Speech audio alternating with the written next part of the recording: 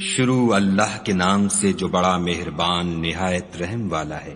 تارے کی قسم جب غائب ہونے لگے کہ تمہارے رفیق محمد صلی اللہ علیہ وآلہ وسلم نہ رستہ بھولے ہیں نہ بھٹکے ہیں اور نہ خواہش نفس سے منہ سے بات نکالتے ہیں۔ یہ قرآن تو حکم خدا ہے جو ان کی طرف بھیجا جاتا ہے۔ ان کو نہایت قوت والے نے سکھایا، یعنی جبرائیل طاقتور نے۔ پھر وہ پورے نظر آئے اور وہ آسمان کے اونچے کنارے میں تھے۔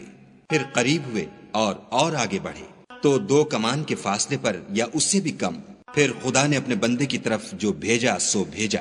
جو کچھ انہوں نے دیکھا ان کے دل نے اس کو جھوٹ نہ جانا۔ کیا جو کچھ وہ دیکھتے ہیں تم اس میں ان سے جھگڑتے ہو؟ اور انہوں نے اس کو ایک اور بار بھی دیکھا ہے، پرلی حد کی بیری کے پاس، اسی کے پاس رہنے کی بہشت ہے، جبکہ اس بیری پر چھا رہا تھا جو چھا رہا تھا۔ ان کی آنکھ نہ تو اور طرف مائل ہوئی اور نہ حد سے آگے بڑھی۔ انہوں نے اپنے پروردگار کی قدرت کی کتنی ہی بڑی بڑی نشانیاں دیکھیں۔ بھلا تم لوگوں نے لات اور عزا کو دیکھا اور تیسرے منات کو کہ یہ بت کہیں خدا ہو سکتے ہیں؟ مشرکو، کیا تمہارے لیے تو بیٹے اور خدا کے لیے بیٹیاں؟ یہ تقسیم تو بہت بے انصافی کی ہے۔ وہ تو صرف نام ہی نام ہیں جو تم نے اور تمہارے باپ دادا نے گھڑ لیے ہیں۔ خدا نے تو ان کی کوئی سند نازل نہیں کی۔ یہ لوگ محض ظن فاسد اور خواہشات نفس کے پیچھے چل رہے ہیں، حالانکہ ان کے پروردگار کی طرف سے ان کے پاس ہدایت آ چکی ہے۔ کیا جس چیز کی انسان آرزو کرتا ہے وہ اسے ضرور ملتی ہے؟ آخرت اور دنیا تو خدا ہی کے ہاتھ میں ہے۔ اور آسمانوں میں بہت سے فرشتے ہیں جن کی سفارش کچھ بھی فائدہ نہیں دیتی مگر اس وقت کہ خدا جس کے لیے چاہے اجازت بخشے اور سفارش پسند کرے۔ جو لوگ آخرت پر ایمان نہیں لاتے وہ فرشتوں کو خدا کی لڑکیوں کے نام سے موسوم کرتے ہیں، حالانکہ ان کو اس کی کچھ خبر نہیں۔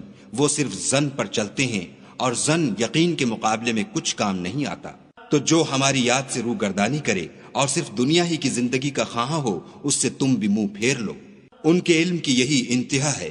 تمہارا پروردگار اس کو بھی خوب جانتا ہے جو اس کے رستے سے بھٹک گیا، اور اس سے بھی خوب واقف ہے جو رستے پر چلا۔ اور جو کچھ آسمانوں میں ہے اور جو کچھ زمین میں ہے سب خدا ہی کا ہے۔ اور اس نے خلقت کو اس لیے پیدا کیا ہے کہ جن لوگوں نے برے کام کیے ان کو ان کے اعمال کا برا بدلہ دے، اور جنہوں نے نیکیاں کی ان کو نیک بدلہ دے۔ جو صغیرہ گناہوں کے سوا بڑے بڑے گناہوں اور بے حیائی کی باتوں سے اجتناب کرتے ہیں، بے شک تمہارا پروردگار بڑی بخشش والا ہے۔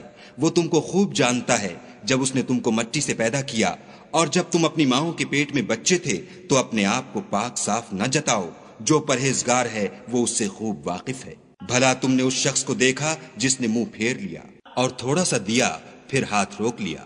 کیا اس کے پاس غیب کا علم ہے کہ وہ اسے دیکھ رہا ہے؟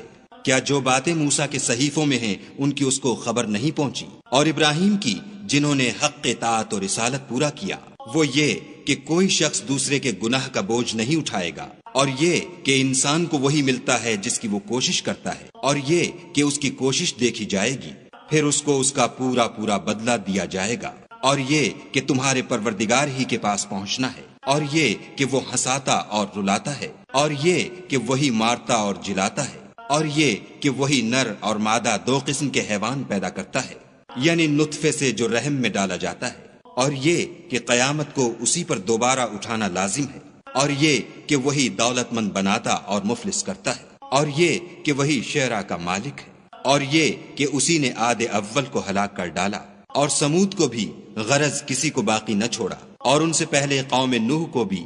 کچھ شک نہیں کہ وہ لوگ بڑے ہی ظالم اور بڑے ہی سرکش تھے، اور اسی نے الٹی ہوئی بستیوں کو دے پٹکا، پھر ان پر چھایا جو چھایا۔ تو اے انسان، تو اپنے پروردگار کی کون کون سی نعمت پر جھگڑے گا؟ یہ محمد صلی اللہ علیہ وآلہ وسلم بھی اگلے ڈر سنانے والوں میں سے ایک ڈر سنانے والے ہیں۔ آنے والی یعنی قیامت قریب آ پہنچی۔ اس دن کی تکلیفوں کو خدا کے سوا کوئی دور نہیں کر سکے گا۔ اے منکرین خدا، کیا تم اس کلام سے تعجب کرتے ہو اور ہنستے ہو اور روتے نہیں، اور تم غفلت میں پڑ رہے ہو؟ تو خدا کے آگے سجدہ کرو اور اسی کی عبادت کرو۔